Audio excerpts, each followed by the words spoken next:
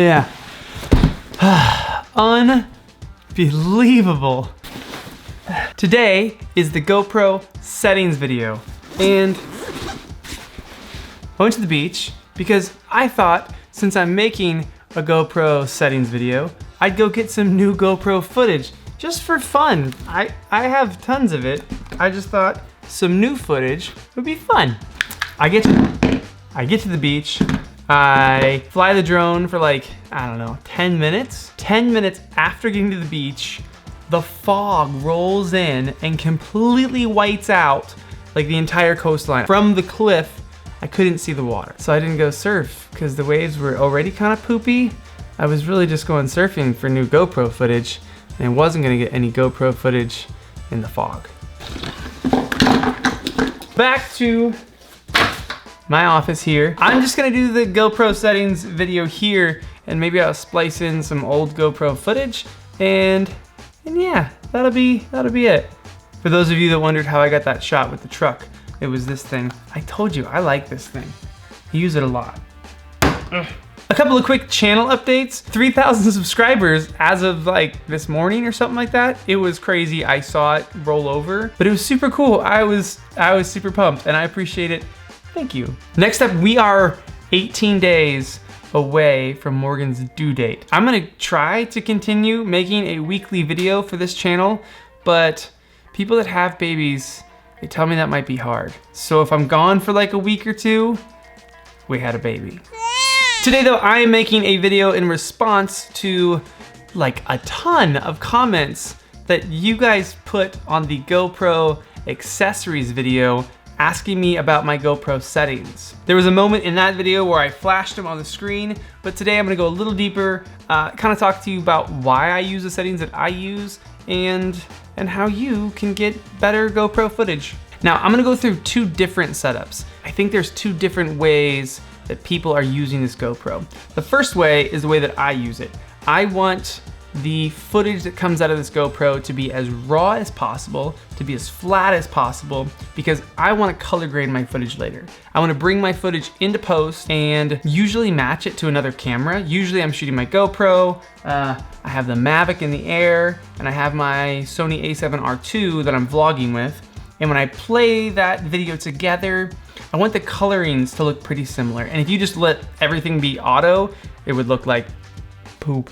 So by going with a flat color profile on all three cameras, really low contrast, really low sharpness, things like that, I can color grade and make all three look closer together. Now the second group of you are looking for more control over your camera than just the total auto settings, but you don't want to color grade. You want good footage, and you want footage that looks more cinematic, but you kind of just want to chop it up in iMovie or the GoPro app or whatever the iMovie equivalent is for PC. I have a couple of tweaks from my settings that will help you.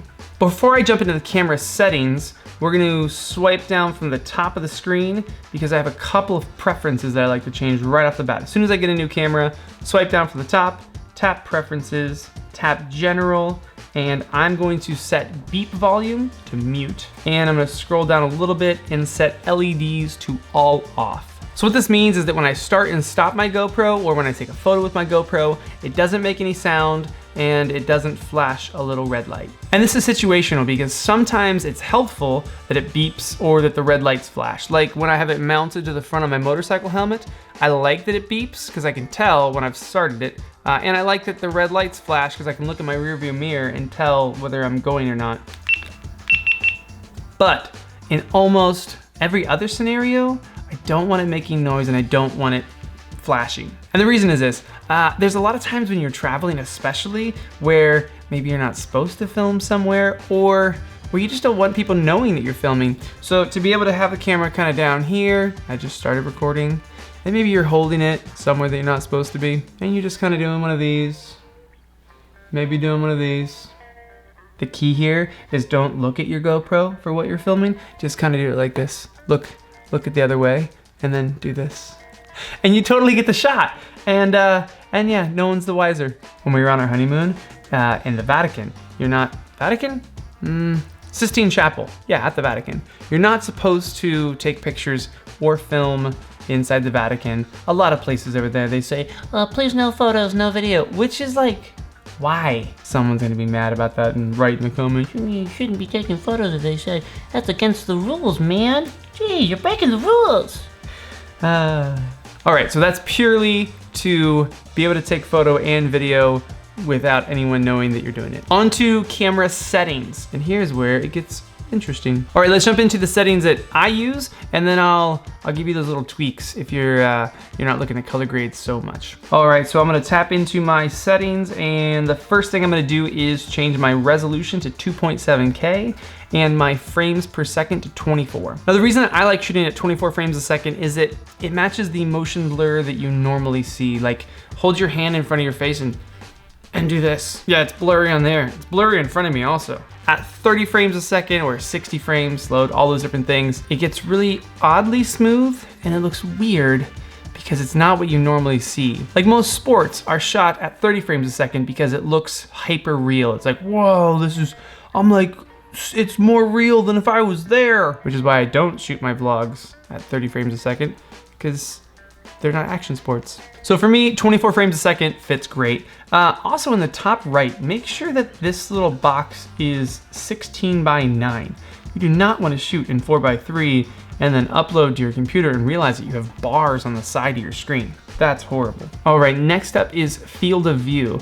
I choose linear. Now the reason that I choose linear is kind of what I said earlier, is that I'm trying to match my GoPro footage to other cameras. I'm trying to match it to this camera, I'm trying to match it to my drone. I don't want that bulbous look when it switches to a GoPro shot, because then it'll switch back to a shot from this camera and it won't be bulbous. You can fix the wide view in post to straighten it back out. But when I look at my camera, I want to see what I'm shooting. I want to look like what I'm shooting. So that's also why I choose 2.7K, because it can't do linear mode in 4K. So I do 2.7K, 24 frames a second, linear mode. Looks good. Low light, not available for these settings. Stabilization, auto. You bought the Hero 7 Black because the stabilization is so friggin' good. Just let it do its thing. Protune, on. Oh yeah. Before you get any of these other settings that we're about to go to, Protune has to be turned on. Shutter, auto. This one's controversial because at some point I'll probably make a video that dives deeper into shutter and the 180 rule. The basics are this: your shutter speed should be double your frame rate. So if your frame rate is 24 frames per second, you want your shutter speed to be 1/48th of a second, which most cameras have 1/50th of a second, which is close enough. If you're at 30 frames per second, you want to be at 1/60th of a second. If you're at 60 frames per second, you want to be at 1/125th of a second, and so on. Now, when I'm shooting on my Sony a7R II, I follow that rule because I can see the difference between when the shutter speed ramps up and it's not matching that 180 rule. It looks really jumpy and jittery. The GoPro, not so much. For some reason, and I don't know exactly why, but I've tested it following the 180 rule. It doesn't make a ton of difference in actual viewing. So for my money, I go auto and life is easier. Every camera should just have built-in ND filters. It would make life way better. EV comp, -0.5 or -1.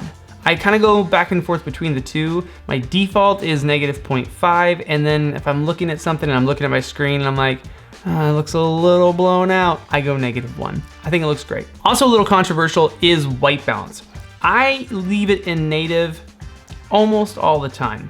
Because I'm moving from front lit to back lit to inside to outside, I want the raw camera readout of what the white balance is, and usually I can fix it perfectly in post. And then the other option is you can actually set your Kelvin temperature. So the warmer the light that is in your image towards sunset, things like that, you want to be in those lower numbers, and the bluer the light, you want to be in the higher numbers. Pretty simple. Yeah, just put it in native. It's way easier. ISO min 100, ISO max 400. Obviously the GoPro can go much higher for ISO. I think anything beyond 400, it starts to get a little grainy. And if you go above 800, it doesn't look very good at all. If it's that dark out though, that you need a higher ISO, you should probably have a different camera. The GoPro's not great in low light. Sharpness, low. I don't want my $350 action cam sharpening my image for me. I'm gonna let my many thousands of dollar Apple MacBook Pro do that work. Color, flat. If you've ever seen log footage, it has no contrast, it's desaturated, it looks like poop out of the camera, but it's super editable because the camera hasn't done any processing to the image yet. It's pretty much just reading light, recording it, and saying, here, you process this later. Now, this isn't a log profile by any means, but it is a much, much flatter profile than GoPro. And the last couple settings are pretty simple. Raw audio, I don't use it. I leave it to off. If you need raw audio, you should probably have an external mic and an external audio recorder and not try to record raw audio through a GoPro. And the very last setting is mics, and I just leave it to auto. And guys, that's it. That is the basic settings to get the most raw footage out of your GoPro so that you can then edit in post. I love these settings. I've got some great results out of it, and I only have a couple of little tweaks. If you're that person that says, I want my footage to look better, but I don't want to have to color grade in post, you're gonna go down to sharpness, and you're gonna switch sharpness to medium. Now, you're not gonna be adding any sharpness in post, so might as well let the camera do a little bit. And color, you're gonna switch color to GoPro. And GoPro color is good. It's not great. And in a lot of situations, it messes up and it just kind of looks funky. But I will say in the GoPro Hero 7, in most situations, GoPro color profile looks pretty good. I think that's it, guys. That is 2 setups. One setup that's much more raw for color grading and matching footage to other cameras, and another one if you're just looking to chop it up and export a video pretty quickly. If you haven't already, subscribe below. Join the 3,000 plus now people that have, and ring the bell. If more people rang the bell, that would be like, yeah, and ask me any other questions you guys have. If you have questions about the GoPro, if you have questions about photography, video, Morgan's baby, it's our baby. Pfft, duh. Hello, I know that. I think that's it. I think I did it. I feel like a superhero in this thing.